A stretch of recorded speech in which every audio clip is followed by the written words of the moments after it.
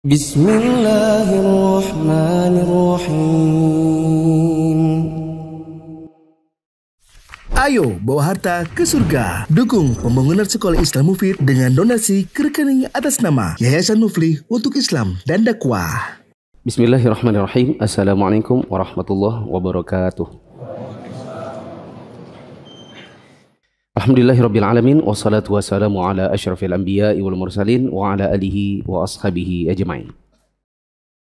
Hadirin jamaah yang dirahmati Allah, kita bersyukur kepada Allah pada hari ini bisa kembali melanjutkan Shalatul Mu'min jilid yang pertama. Pada hari ini kita akan masuk dalam Al-Qismul Khamis, yaitu sub-bahasan yang kelima tentang awqatin nahi an shalatit tatawwu'. Waktu-waktu yang dilarang seseorang untuk mengerjakan sholat sunnah.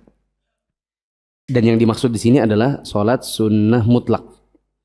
Adapun sholat sunnah zawatul asbab sudah lewat pembahasannya. Untuk menghemat waktu kita dengar membacakan bahasa Indonesianya. Halaman 497 di bahasa Arab dan halaman 523 di bahasa Indonesia. Penulis berkata, poin E, waktu-waktu dilarang mengerjakan sholat tatawwu. Catat dulu di situ.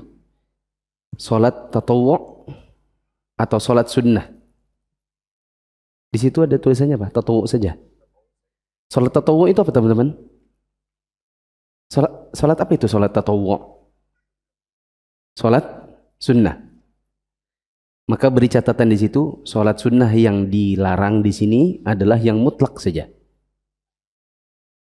Adapun sholat sunnah yang punya sebab boleh dikerjakan di waktu terlarang. 6. Silakan. Yang pertama, 5 waktu yang dilarang mengerjakan sholat sunnah mutlak terdiri dari 5 waktu secara luas dan 3 waktu secara ringkas. Coba diulang tadi kok ada sebut 5 waktu. 5 waktu yang dilarang mengerjakan sholat sunnah mutlak terdiri dari 5 waktu secara luas dan 3 waktu secara ringkas. Kok disebutnya 5 waktu duluan ya? Iya. 5-nya ganti aja jadi waktu. Jadi waktu-waktu. Diulang. Yang pertama, waktu-waktu yang dilarang mengerjakan sholat sunnah mutlak terdiri dari 5 waktu secara luas dan 3 waktu secara ringkas. Ya, malah lebih enak ya.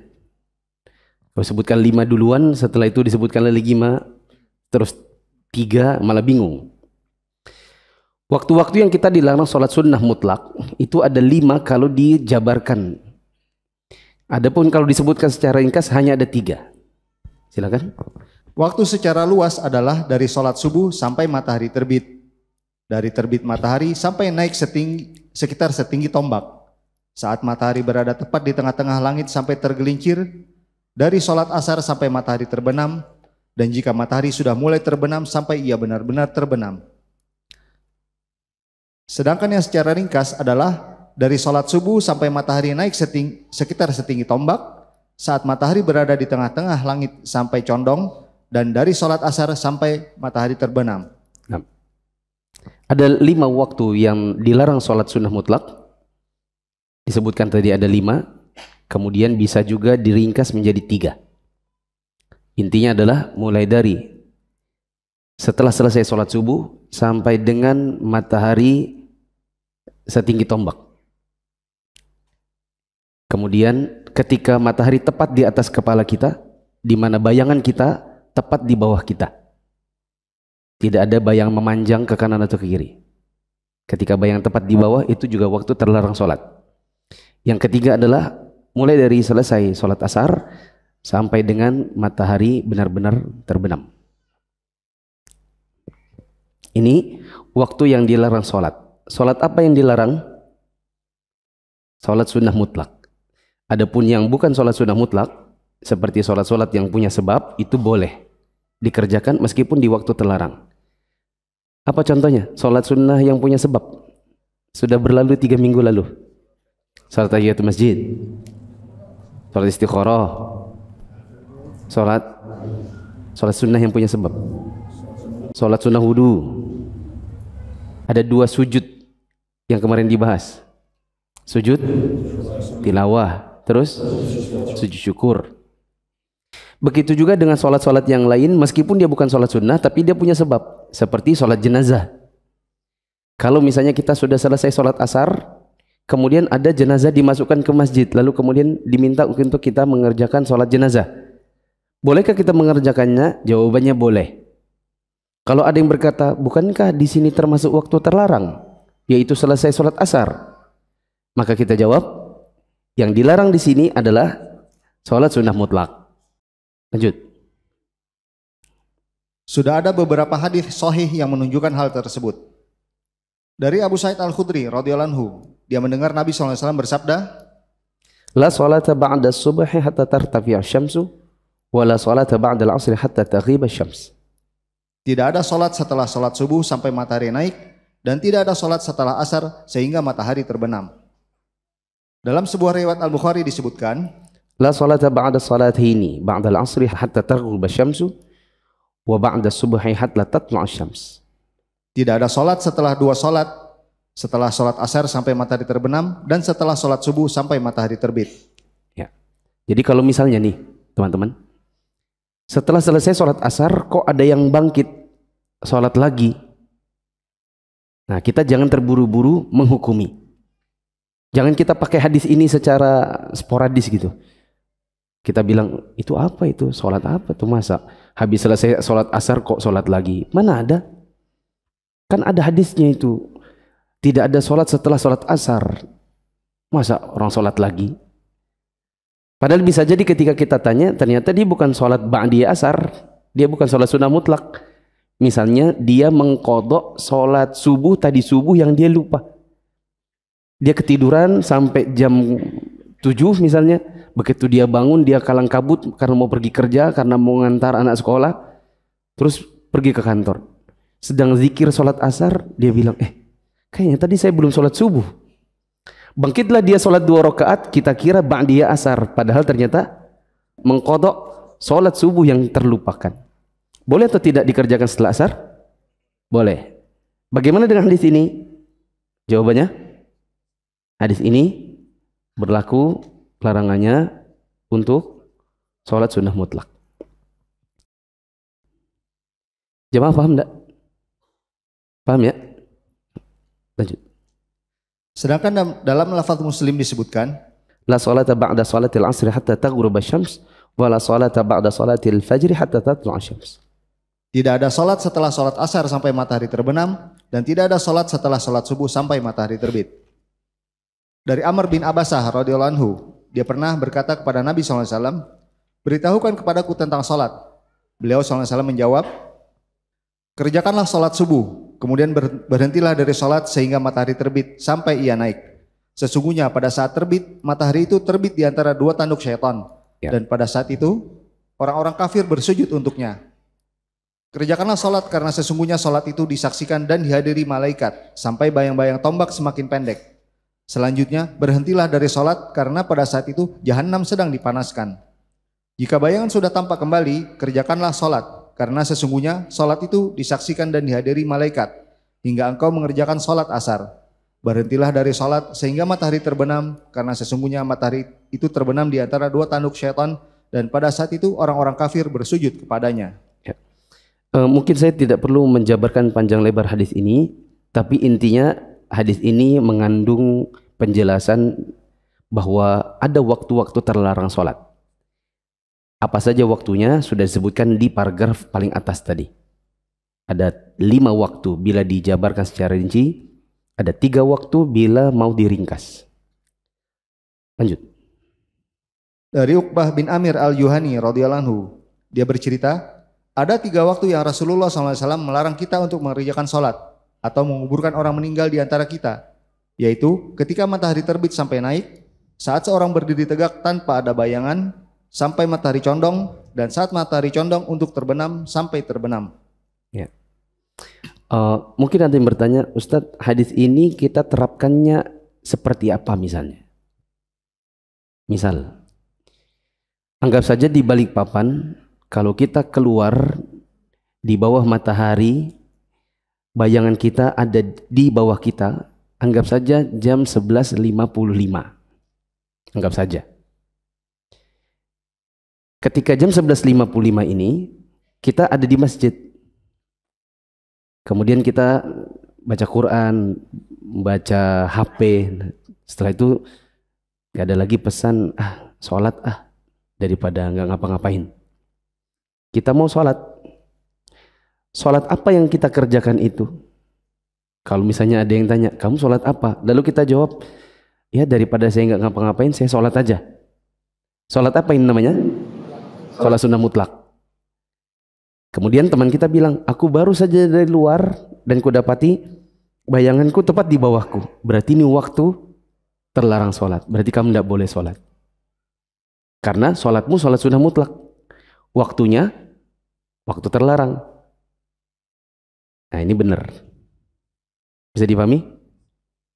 Tapi kalau kita di dalam masjid itu jam 11.55, kemudian kita lagi duduk-duduk, teringat kemarin maghrib itu saya kejebak macet. Sampai di rumah isya, langsung isya. Belum sholat maghrib. Kemudian kita bangkit sholat. Teman kita tanya, kamu sholat apa? Ini kan waktu terlarang sholat, saya baru dari luar. Terus kita bilang, oh saya tadi duduk-duduk teringat kemarin malam saya belum sholat maghrib. Nah ini saya mau kodok sholat maghrib yang terlupakan. Dia bilang nggak boleh, ini waktu terlarang. Dia benar atau salah? Benar atau salah jemaah? Salah. Kenapa salah? Karena meskipun ini adalah waktu terlarang sholat, tapi sholat yang mau kita kerjakan sholat wajib yang terlupakan. Dan ini termasuk sholat yang punya sebab. Jadi pahami? Atau misalnya kita masuk ke masjid jam 11.55 bersamaan dengan teman kita. Dia masuk, kita masuk. Kita mau takbir, dia bilang, kamu sholat apa? Kita bilang, saya mau tahiyatul masjid. Oh nggak boleh. Kita kan tadi di luar lihat yang kita ini kan ada di bawah. Nggak boleh sholat. Dia benar atau salah? Salah. Kenapa? Karena sholat yang mau kita kerjakan sekarang adalah sholat tahiyatul masjid yang termasuk sholat sunnah yang punya sebab. Bisa dipahami? Lanjut. Dari Ibnu Umar radhiyallahu anhu, dia bercerita, Rasulullah SAW bersabda, "Idza bada hajibu syamsi fa akhir salata hatta tabruza wa idza ghaba hajibu syams fa akhiru as-salata hatta taghiba." Jika matahari belum terlihat, tangguhkanlah salat sampai matahari itu benar-benar tampak. Jika matahari masih terlihat, tangguhkanlah salat sampai matahari itu benar-benar terbenam. Dengan demikian, hadis-hadis yang telah diungkapkan di atas tadi menunjukkan penegasan larangan mengerjakan salat tatawu pada waktu-waktu tersebut.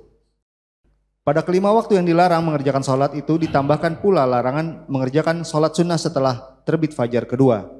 Dan hal itu didasarkan pada hadis Abdullah bin Umar radhiyallahu anhu. Rasulullah SAW pernah bersabda, "La salata ba'dal fajri illa sajadataini." Tidak ada salat setelah fajar terbit kecuali 2 sujud. Maksudnya 2 rakaat sebelum salat subuh.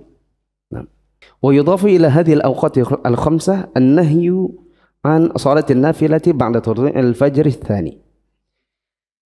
Selain 5 waktu yang terlarang ini, ada juga larangan untuk mengerjakan salat sunnah setelah fajar yang kedua, kecuali hanya sebatas salat sunnah qobliyah subuh yang jumlahnya 2. Dan tidak diperbolehkan salat qobliyah subuh lebih dari 2. Kecuali waktu dia masuk ke dalam masjid, dia lihat iqamatnya masih 10 menit. 10 menit 4 rakaat cukup enggak? Cukup. Lalu dia memisah, saya niat ini salat tahiyatul masjid dulu 2. Begitu selesai tahiyatul masjid, salat lagi qobliyah subuh 2. Dia sengaja pisah, maka ini boleh. Hitungannya jadi 4. Tapi 2 rakaat yang pertama adalah tahiyatul masjid, 2 rakaat berikutnya qobliyah subuh, enggak apa-apa. Tapi kalau dibilang, masih 15 menit. Salat tahiyatul masjid 2, terus qobliyahnya 4. Maka ini tidak diperbolehkan. Kenapa tidak diperbolehkan? Karena memang Nabi SAW tidak pernah mengajarkan qobliyah subuh lebih dari 2. Di antara ulama salaf, bila saya tidak salah adalah Sa'id al-Musayyib. Sa'id al-Musayyib pernah mendapati ada orang yang sholat qobliyah subuh 4 rakaat. Maka dia ingkari. Dia bilang, kenapa kamu sholat qobliyah subuh 4 rakaat? Memang ada ajaran Nabi SAW sholat qobliyah subuh 4 rakaat. Laki-laki yang ditegurnya bilang, memangnya kenapa? Apakah saya akan dihukum oleh Allah gara-gara sholat? Masa kita dihukum oleh Allah, diazab gara-gara sholat? Maka Sa'id mengatakan, kita tidak dihukum karena mengerjakan sholat, tapi kita bisa dihukum karena kita menyelisihi sunnah Nabi. Masalahnya adalah, kamu mengerjakan lebih daripada yang dicontohkan Nabi. Bisa dipahami jemaah? Maka tidak bisa dan tidak boleh qobliyah subuh lebih dari 2. Bila niatnya qobliyah subuh. Bila niatnya adalah tahiyatul masjid 2 lalu kemudian qobliyah subuh 2, maka ini beda. Lanjut. Hal itu ditafsirkan oleh lafaz Abu Dawud dari Yasar, pembantu Ibnu Umar. Dia bercerita, Ibnu Umar pernah melihatku ketika aku sedang salat setelah terbit fajar. Dia berkata, wahai Yasar, sesungguhnya Rasulullah SAW pernah keluar menemui kami ketika kami sedang mengerjakan salat ini. Beliau SAW bersabda, liballi syahidukum ghaibakum la tusallu ba'dal fajri illa sajadatain. Hendaklah orang-orang yang hadir di antara kalian memberitahu yang tidak hadir. Janganlah kalian salat setelah fajar terbit kecuali 2 sujud. Maksudnya 2 rakaat sebelum salat subuh. Ini bagian yang pertama, yaitu penjelasan tentang waktu-waktu terlarang sholat. Dan yang dimaksud di sini adalah sholat sunnah mutlak, itu yang dilarang. Bagian kedua, penjelasan tentang sholat-sholat yang punya sebab dan boleh dikerjakan di waktu terlarang. Apa dalil-dalilnya disebutkan di bagian kedua. Silakan. Poin 2, beberapa sholat yang dikerjakan karena suatu sebab pada waktu yang dilarang mengerjakan sholat. Mengenai sholat yang dikerjakan karena suatu sebab pada waktu-waktu yang dilarang mengerjakan sholat ini, para ulama rahimahumullah telah berbeda pendapat. Apakah sholat-sholat tersebut boleh dikerjakan pada waktu yang dilarang Nabi SAW mengerjakan sholat atau tidak? Yang benar, sholat-sholat tersebut dikhususkan boleh dikerjakan pada waktu-waktu yang dilarang mengerjakan sholat. Setelah menyebutkan beberapa hadis yang melarang mengerjakan sholat pada waktu-waktu tertentu, Imam An-Nawawi rahimahullah mengatakan, di dalam hadis-hadis tersebut terdapat larangan Nabi SAW untuk mengerjakan sholat setelah asar sampai matahari terbenam, setelah subuh sampai matahari terbit, setelah matahari terbit sampai naik, dan saat matahari berada tepat di tengah-tengah sampai condong, dan pada saat matahari menguning sampai terbenam. Umat Islam sepakat untuk memakruhkan sholat yang dikerjakan bukan karena suatu sebab pada waktu-waktu tersebut. Mereka sepakat untuk membolehkan sholat wajib yang dikerjakan pada waktu-waktu tersebut. Tetapi mereka berbeda pendapat dalam sholat sunnah yang dikerjakan karena adanya suatu sebab. Seperti sholat tahiyatul masjid, sujud tilawah, sujud syukur, sholat id, sholat gerhana, sholat jenazah, serta mengqadha sholat yang tertinggal. Ya. Yang perlu di-highlight di sini, wa ajma'atil ummatu ala karahati sholati la sababalaha fi hadhil awqat. Para ulama bersepakat bahwa waktu-waktu yang terlarang untuk sholat di dalamnya ini hanya berlaku untuk sholat-sholat yang tidak punya sebab. Para ulama sepakat di situ. Begitu juga para ulama bersepakat untuk sholat wajib bila ditunaikan di waktu terlarang boleh. Apa tuh contohnya? Sholat wajib tapi dikerjakan di waktu terlarang. Bukankah sholat wajib itu memang sudah ada waktunya? Ya. Nah, contoh apa? Contoh ada orang sholat asarnya dia tunda sampai akhirnya jelang maghrib baru sholat asar. Ini adalah sholat wajib, yaitu sholat asar. Dia kerjakan di waktu asar tapi sudah hampir habis. Ya.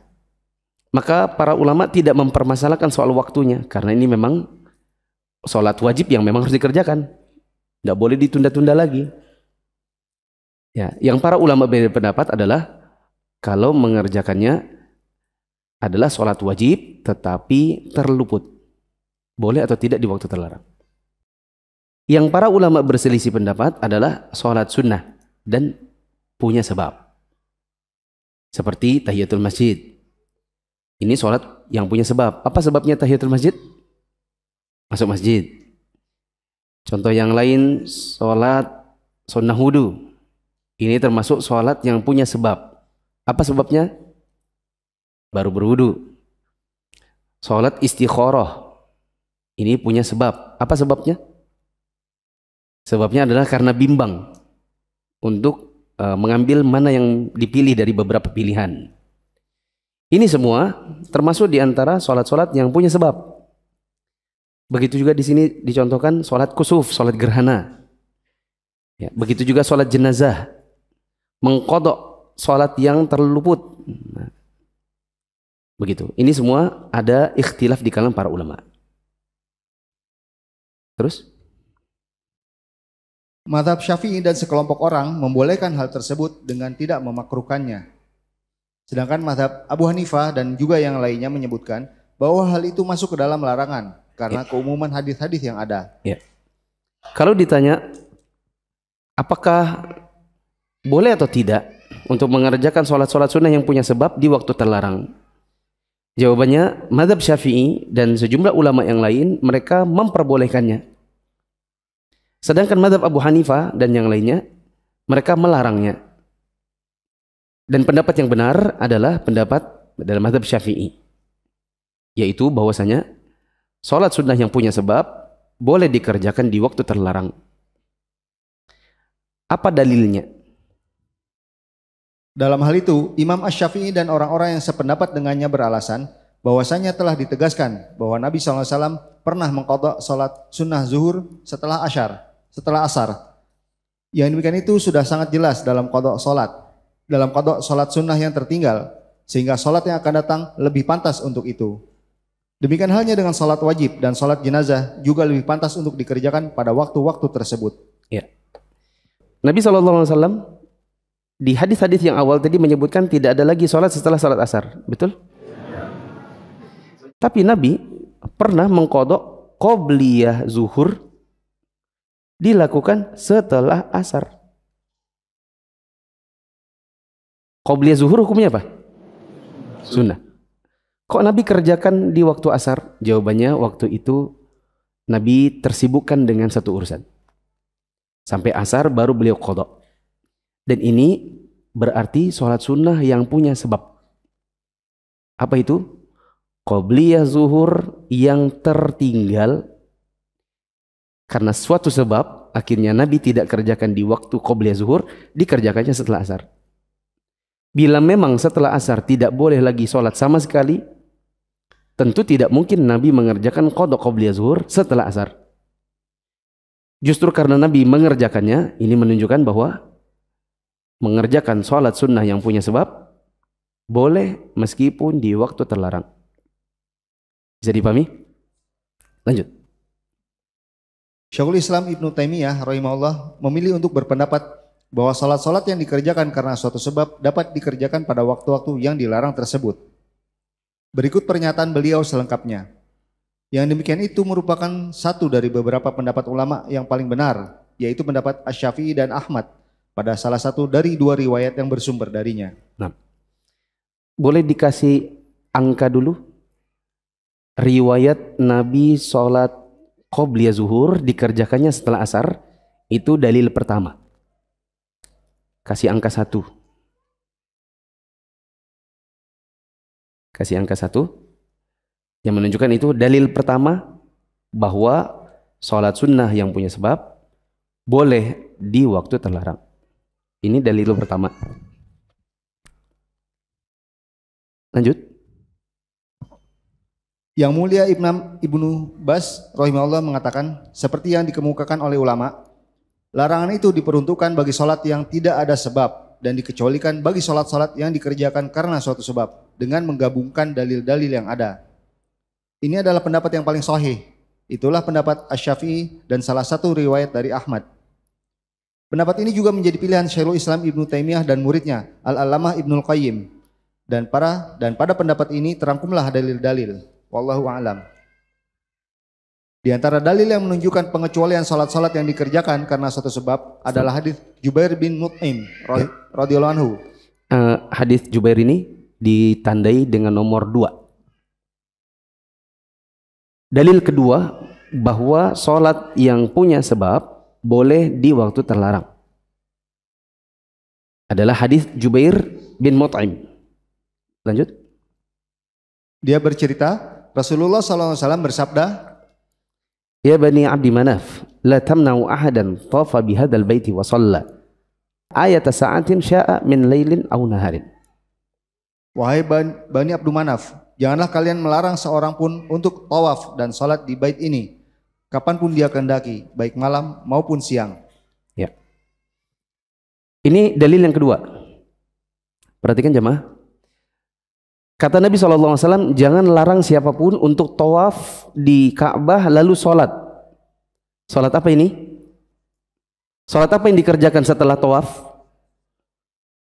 Sholat apa yang dikerjakan setelah tawaf? Sholat sunnah tawaf. Ini termasuk sholat sunnah yang punya sebab. Apa sebabnya? Baru selesai tawaf. Kata Nabi, jangan larang untuk mengerjakan tawaf dan sholat sunnah tawaf kapanpun, mau malam, mau siang, di waktu kapanpun. Ini menunjukkan bahwa sholat sunnah yang punya sebab boleh di waktu terlarang. Bisa dipahami? Lanjut. Hadis Yazid bin Al-Aswad radhiyallahu anhu. Ini hadis ketiga. Dalil ketiga bahwa sholat sunnah yang punya sebab boleh meskipun di waktu terlarang. Hadis Yazid bin Al-Aswad radhiyallahu anhu. Apa katanya? Dia bercerita, aku pernah ikut menunaikan ibadah haji bersama Nabi SAW. Kemudian aku mengerjakan sholat subuh bersama beliau di Masjid Al-Khaif. Setelah selesai menunaikan sholatnya, beliau pindah ke samping. Tiba-tiba beliau melihat 2 orang laki-laki di antara kumpulan orang tidak mengerjakan sholat bersama beliau. Beliau bersabda, bawa keduanya kepadaku. Kedua orang itu dibawa menghadap beliau bergemetar ketakutan. Lalu beliau bertanya, apa yang menghalangi kalian berdua untuk salat bersama kami? Keduanya menjawab, wahai Rasulullah, sesungguhnya kami sudah mengerjakan salat di kediaman kami. Beliau SAW bersabda, fala taf'ala idza shallaituma fi rihalikuma thumma ataituma masjida jama'atin fasalliya ma'ahum fa innaha lakuma nafilatun. Janganlah kalian lakukan hal itu lagi. Jika kalian sudah salat di kediaman kalian, kemudian kalian mendatangi masjid tempat salat berjamaah, kerjakanlah salat bersama mereka, karena yang demikian itu sebagai ibadah tambahan bagi kalian berdua. Lanjut. Dalam lafaz Abu Dawud disebutkan, idza shalla ahadukum fi rahlihi thumma adraka li imama wa lam yusalli falyusalli ma'ah fa innaha lahu nafilatun. Jika salah seorang di antara kalian sudah mengerjakan salat di kediamannya, kemudian dia mendapatkan imam di masjid belum mengerjakan salat, hendaklah dia mengerjakan salat bersamanya, karena sesungguhnya hal itu sebagai ibadah tambahan baginya. Ya, saya jelaskan. Riwayat yang ketiga, ini juga menunjukkan bahwa salat yang punya sebab itu boleh meskipun di waktu terlarang. Bagaimana cara pendalilannya? Perhatikan. Termasuk di antara 5 waktu yang terlarang yang disebutkan Nabi tadi adalah setelah subuh, betul? Yuk kita harus interaksi ini ya. Saya ingin memastikan jamaah betul-betul paham. Di antara 5 waktu yang dilarang sholat yang disebutkan Nabi tadi adalah setelah selesai sholat subuh, betul? Berarti pada defaultnya, dasarnya atau kondisi awalnya sholat setelah sholat subuh itu nggak boleh. Oke? Tapi suatu hari, kata Yazid Ibn Aswad, saya pernah sholat di Mina bersama Nabi di Masjid Khaif. Ya, semoga teman-teman yang belum pernah haji, Allah mudahkan hajinya. Di dekat Mina itu ada Masjid Khaif. Biasanya para masyayikh di hari-hari Mina ceramah di sana. Di Masjid Khaif ini, Nabi SAW menunaikan sholat subuh. Kami ikut sholat bersama Nabi. Lalu tiba-tiba Nabi melihat di luar masjid ada 2 orang yang tidak ikut sholat. Maka Nabi panggil, ya, alayya bihima. Panggil keduanya, sudah datang ke sini. Keduanya datang dalam keadaan ketakutan, takut dimarahi oleh Nabi. Karena mereka tidak sholat. Karena memang Nabi akhlaknya agung, Nabi pun tidak langsung nyemprot. Apa yang dilakukan Nabi? Tanya dulu, tabayun. Ma ma'anakum an tusalliya ma'ana? Apa yang menghalangi kalian untuk sholat sama kami? Kenapa kok di luar saja? Kenapa tidak masuk dan sholat? Maka mereka memberitahukan uzurnya. Kami sebenarnya sudah sholat di tempat kami tadi, lalu kami datang ke sini. Maka kami tidak sholat. Maka Nabi SAW mengatakan, besok-besok, kapan-kapan, jangan begitu lagi.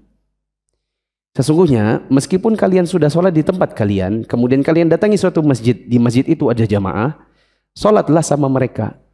Dan sholat kalian yang kedua dihitung sunnah.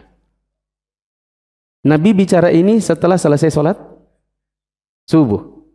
Kalau memang setelah selesai sholat subuh mutlak tidak boleh sholat sama sekali, tidak mungkin Nabi suruh mereka besok-besok jangan gitu lagi. Harusnya tadi kalian masuk. Padahal mereka sudah sholat subuh di tempatnya, betul? Nabi tanya, kok kalian nggak sholat? Mereka bilang kami sudah sholat. Itu menunjukkan bahwa mereka itu sudah sholat subuh. Tapi oleh Nabi dikatakan besok-besok kalau masuk ke masjid yang ada jamaah, ikut lagi. Jadinya sholat sunnah. Maka ini menunjukkan bahwa sholat setelah selesai sholat subuh itu masih boleh. Meskipun waktu terlarang. Waktu terlarangnya yang mana? Setelah selesai subuh tadi itu. Begitu. Kenapa diperbolehkan? Ini termasuk sholat sunnah yang punya sebab. Apa sebabnya? Yaitu sholat sunnah yang diulang untuk membarengi jamaah berikutnya. Ini terhitung sunnah, dan itu bukan sholat sunnah mutlak, melainkan sholat sunnah yang punya sebab. Jamaah bisa pahami? Nanti ini bisa kita terapkan. Misal, kita sholat subuh di masjid rumah kita masing-masing. Kemudian habis selesai sholat subuh, kita zikir, terus kita buka HP. Pas buka WA, ada kajian rupanya di Masjid Nasa'i. Oh, ada kajian subuh. Ustadz Abdul Hakim. Kalau Ustadz Abdul Hakim kayaknya mungkin tidak mau datang. Ya, Ustadz senior kapan-kapan di Balikpapan. Belum pernah kayaknya, hampir belasan tahun, 20 tahun tidak pernah gitu. Ustadz Abdul Hakim.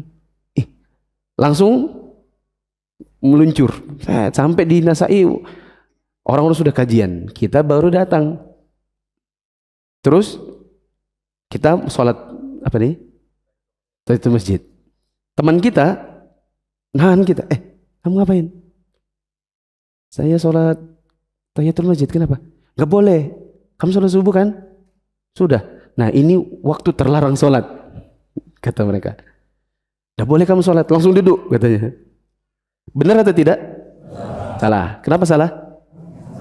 Karena meskipun ini waktu terlarang sholat, yaitu ba'da subuh, ya, masalahnya apa? Sholat yang mau kita kerjakan, sholat sunnah yang punya sebab. Yang tidak boleh itu apa? Sholat sunnah mutlak. Jadi Mami? Itu tadi dalil ketiga. Lanjut.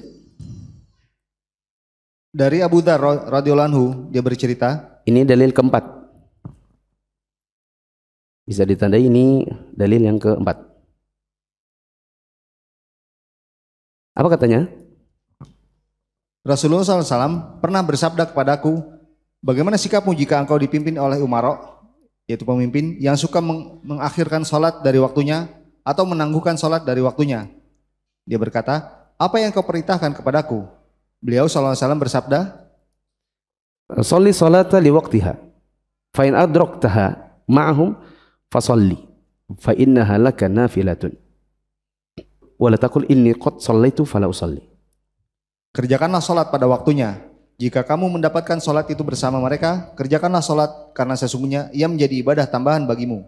Ya. Dan janganlah kamu mengatakan, sesungguhnya aku telah mengerjakan sholat sehingga aku tidak perlu sholat lagi. Ya. Dalam hadis yang kita barusan baca, Rasulullah SAW bertanya, ya, kata beliau, bagaimana pendapatmu atau apa yang kamu lakukan jika Suatu ketika nanti kamu dipimpin oleh seorang penguasa, yang penguasa ini suka menunda-nunda sholat. Apa yang kamu bikin? Maka kata Abu Dzar, saya tanya balik. Fama ta'muruni? Ya Rasulullah, apa yang engkau perintahkan untuk saya? Apa yang harus saya lakukan? Maka Nabi SAW mengatakan, sholatlah kamu pada waktunya. Nanti jika ternyata kamu mendapati penguasamu sedang sholat yang dia akhir-akhirkan tadi itu, maka sholatlah bersama mereka lagi, dan sholatmu yang kedua yang bersama mereka itu dihitung sunnah. Dan jangan berkata, saya sudah sholat. Bisa dipahami? Ini menunjukkan bahwa sholat itu bisa dikerjakan meskipun di waktu-waktu terlarang sholat. Sebagai contoh, kita sudah selesai sholat asar, kemudian kita dipanggil wali kota. Ternyata ada rapat penting. Kita datang ke kantor wali kota, ternyata orang-orang di sana sedang sholat asar berjamaah. Kita mungkin berpikir, kenapa ya? Sudah jam 6 kurang 50, sudah jam 6 kurang 10 baru sholat asar. Gimana wali kota ini? Ngapain aja dari tadi, gitu kan? Pengingkaran dalam hati. Bahkan kita bilang, ini jangan-jangan sudah waktu terlarang sholat ini. Tapi karena kita dapati mereka sedang sholat berjamaah, yaitu sholat asar, apa yang diarahkan Nabi? Tetap ikut sholat bersama mereka. Dan sholat kita yang kedua dihitung sunnah. Jadi meskipun sholat di waktu terlarang, bila itu sholat sunnah yang punya sebab, boleh. Lanjut. Imam An-Nawawi rahimahullah mengatakan, di dalam hadits ini terdapat pengertian bahwa tidak ada larangan untuk mengulangi sholat subuh, asar, dan maghrib sebagaimana sholat-sholat lainnya. Karena Nabi SAW telah mengeluarkan perintah untuk mengulangi sholat dan beliau tidak membedakan antara satu sholat dengan sholat lainnya. Dan inilah yang sahih. Allahu Akbar, Allahu Akbar, Allahu Akbar, Allahu Akbar. Ashhadu an la ilaha illallah.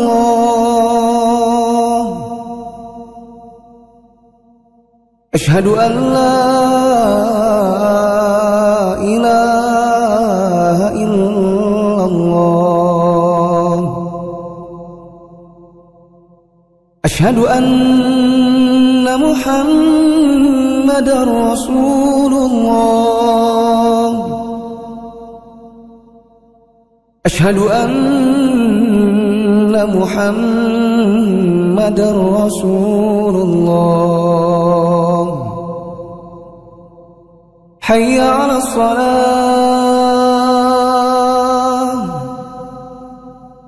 hayya 'alas salah, hayya 'alal falah, hayya 'alal falah. Allahu Akbar, Allahu Akbar. La ilaha illallah.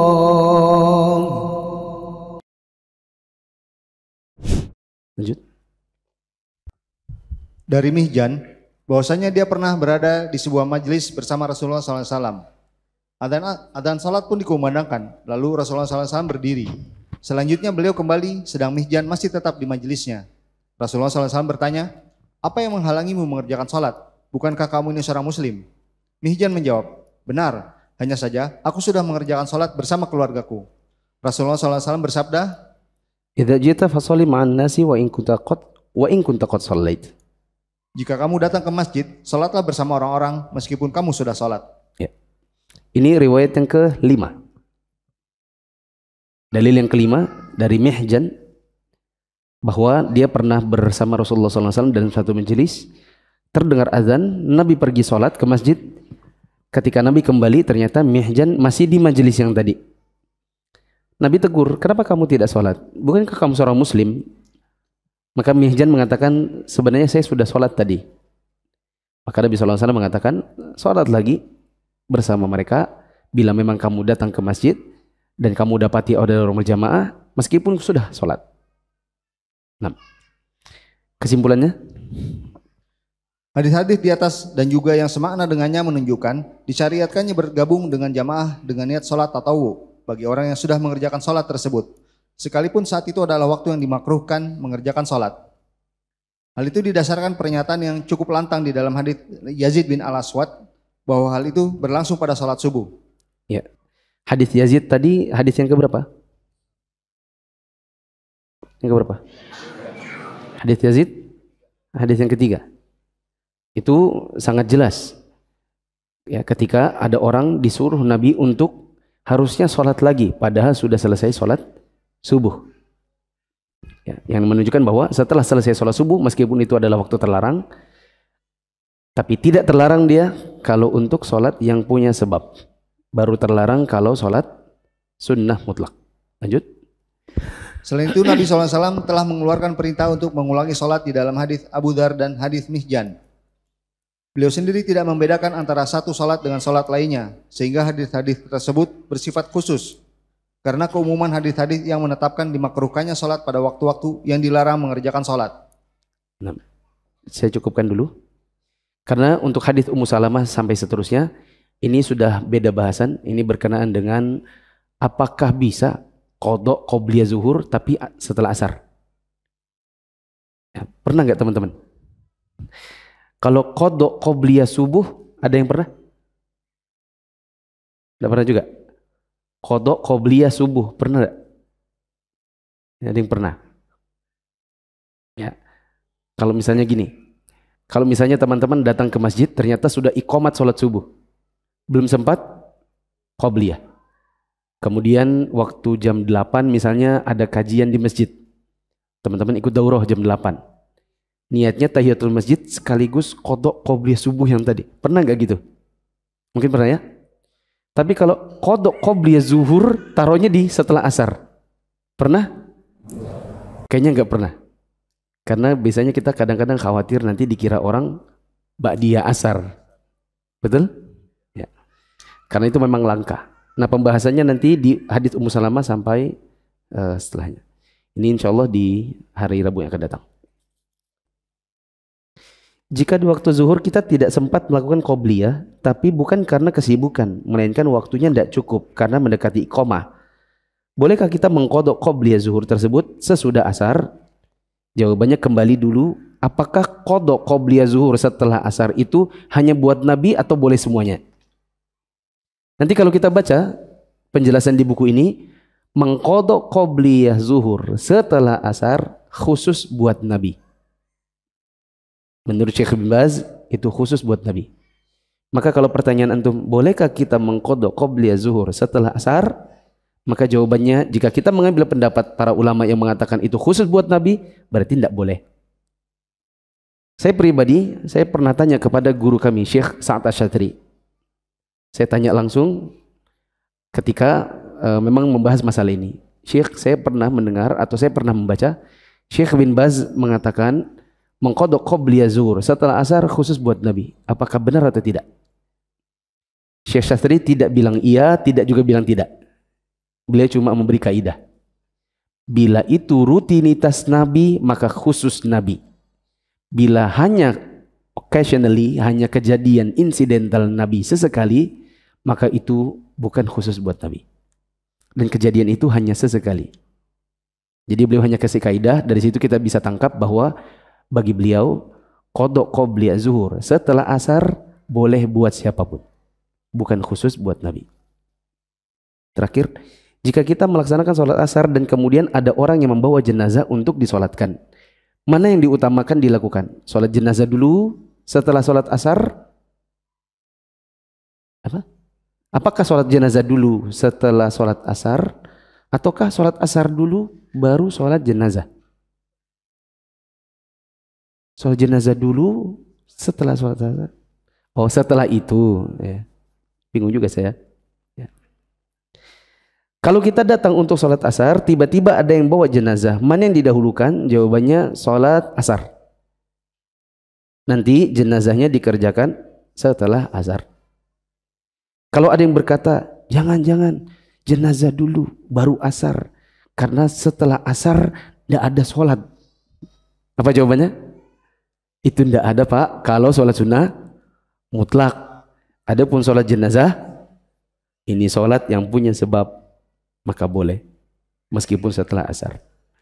Subhanakallahumma wa bihamdika asyhadu an la ilaha illa anta astaghfiruka wa atubu ilaik. Wassalamualaikum warahmatullahi wabarakatuh.